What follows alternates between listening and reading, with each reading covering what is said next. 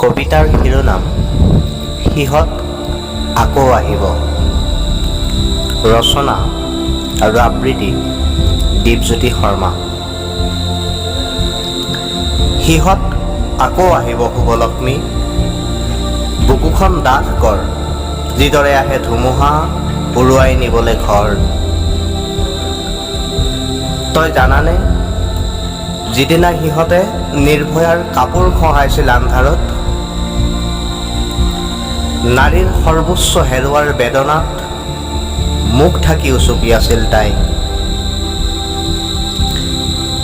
যিদিনা সিহঁতে অৰ্ণমাইৰ কাপোৰ খহাইছিল পথাৰত, সিহঁতৰ বিকৃত উল্লাসত ঢলি পৰিছিল তাই। সিহঁতে জানে পৰশী গাভৰুৰ উঠন বুকুৰ জোখবোৰ, সিহঁতে জানে নাৰীৰ গোপন আন্ধাৰবোৰ। সিহঁতে নাজানে কোনোবা হ'ব পাৰে কাৰোবাৰ মা, সিহঁতে নাজানে কোনোবা হ'ব পাৰে কাৰোবাৰ ভনী। বুকুখন ডাঠ কৰ শুভলক্ষ্মী, দুৰ্গা হ'ব লাগিব তই অসুৰ বধৰ, বুকুত বহুৱাই দিবলৈ হেল সিহঁতৰ। ধন্যবাদ।